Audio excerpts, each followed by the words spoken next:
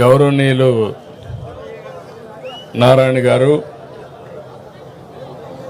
ఈరోజు CRDA building నిర్మాణం చేసుకొని ఈ సందర్భంగా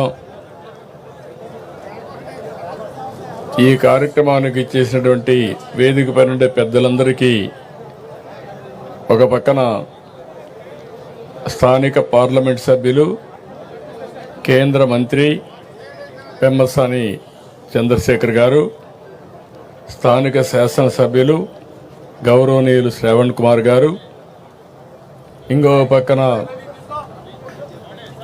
గౌరవనీయులు నరేంద్ర గారు, శ్రీనివాసరావు గారు, పట్టాభి గారు,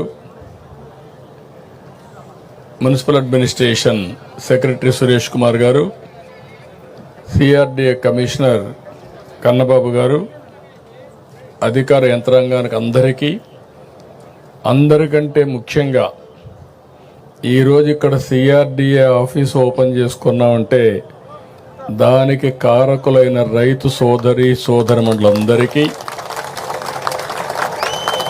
నా నమస్కారాలు, అభినందనలు, శుభాభినందనలు.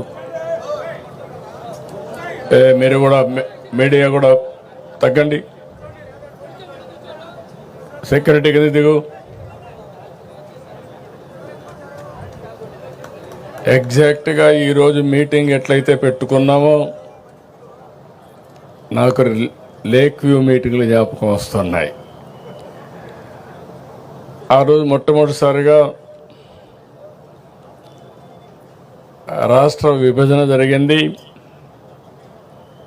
జూన్ 2వ తారీఖున 2 రాష్ట్రాలుగా విభజన జరిగింది.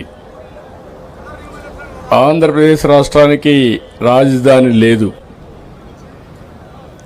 ఆ రోజు చట్టంలో పెట్టింది కూడా రాజధాని ఎక్కడ పెట్టాలనో నిర్ణయించడానికి ఒక కమిటీ వేస్తామని ఒక కమిటీ వేశారు. అక్కడి నుంచి శివరామ మైక్ కరెక్ట్గా చూడు, అక్కడి నుంచి మనం కూడా స్టార్ట్ చేసాం ఎట్లా కట్టుకోవాలని.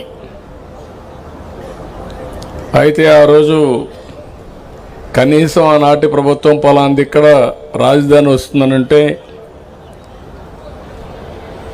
ఎట్లా కట్టాలని ఆలోచించేవాళ్ళం. రాజధాని ఎక్కడ వస్తుందో చెప్పకుండా ఒక కమిటీ వేసి, రెండోది దానికి కావాల్సిన జాగా కూడా లేదు మనకు, మీరు గుర్తుపెట్టుకోవాలి. అలాంటి సమయంలో మన ఆలోచన విధానం ఏం చేయాలని ఆలోచించినప్పుడు ఎవరిని అడిగినా కూడా చాలా సింపుల్గా 25 పార్లమెంట్లు ఉన్నాయి. ఒక పక్క 12, ఇంకొక పక్క 12, 13వ పార్లమెంట్ ఈ గుంటూరు. రాజధాని ఎక్కడ రావాలంటే ఇక్కడే రావాలని చెప్పాల్సింది పోయి దీనికి లేనిపోని పంచాయతీ పెట్టారు. అక్కడి నుంచి ప్రారంభమైంది. ఆ సమయంలో నాకైతే అసెంబ్లీలో కూడా ఎక్కడ రాజధాని పెట్టాలంటే లేనిపోని సమస్యలు క్రియేట్ చేసి ఎవరెవరు మా ఊరికే కావాలనే పరిస్థితికి వచ్చారు. నేను ఒకటే ఆలోచించాను, ప్రతి ఒక్క ఊరికి ఇచ్చేది కాదు, ఇది రాష్ట్ర భవిష్యత్తుకు ఉపయోగపడే రాజధానిగా ఉండాలి.